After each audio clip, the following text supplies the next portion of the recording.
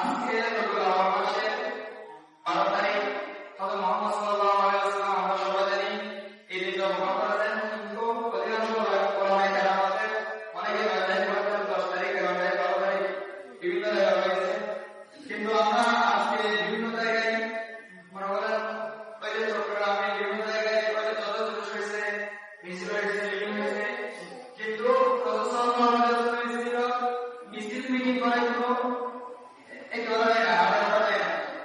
রাসূল সাল্লাল্লাহু আলাইহি ওয়াসাল্লাম পৃথিবীতে এসেছেন আমার হুজুরের 63 বছর জিন্দেগি রয়েছে। আমাদের শিক্ষা রাসূল সাল্লাল্লাহু আলাইহি ওয়াসাল্লামের সিরাত নিয়ে।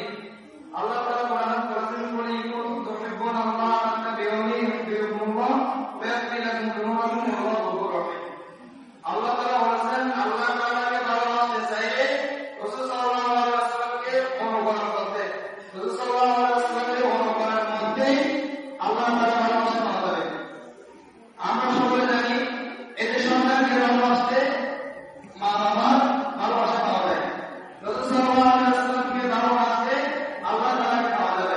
এখন রাসূল সাল্লাল্লাহু আলাইহি ওয়াসাল্লামকে আমি কি ভালোবাসো মিটিং মিছিল করে নাকি কোনো ফেসবুকের সাথে মাধ্যমে এভাবে কোনো রাসূল সাল্লাল্লাহু আলাইহি ওয়াসাল্লামের ভালোবাসা প্রকাশ পায় না। রাসূল সাল্লাল্লাহু আলাইহি ওয়াসাল্লামের ভালোবাসা প্রকাশ পায় রাসূল সাল্লাল্লাহু আলাইহি ওয়াসাল্লামের সুন্নাহ নিয়ে। রাসূল সাল্লাল্লাহু আলাইহি ওয়াসাল্লাম এর সুন্নাহ অনুযায়ী এর দাড়ি রাখা, মিসওয়াক করা, রাসূল সাল্লাল্লাহু আলাইহি ওয়াসাল্লামের মতো জীবন যাপন করা, আমার শরীরে আমার এই যে আশাসের বাস্তবে পবিত্র রাসূল সাল্লাল্লাহু আলাইহি ওয়াসাল্লামের সুন্নাহকে কিভাবে ধারণ করা। আমরা তো মনে করেন আমরা রাসূল সাল্লাল্লাহু আলাইহি ওয়াসাল্লামকে ভালোবাসি, মনে করেন আপনি একজনকে ভালোবাসেন, একজনকে ভালোবাসা মানে আমাকে ওই ব্যক্তিকে অনুকরণ করা।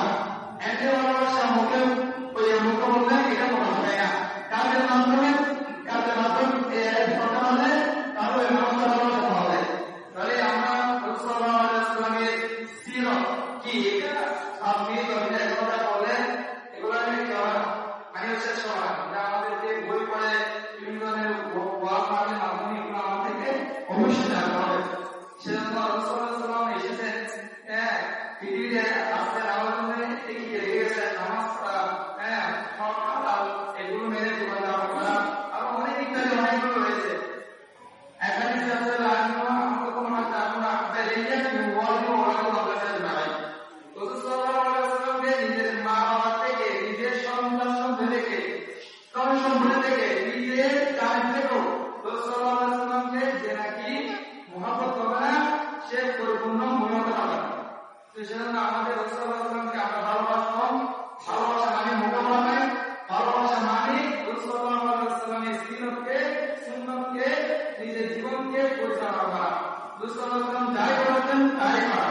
রাসূলুল্লাহ যা আমাদেরকে নিষেধ করেছেন তার আমরা বিরোধিতা করব, যা বলেছেন আমরা আমরা হিসেবে চেষ্টা করি সবাই।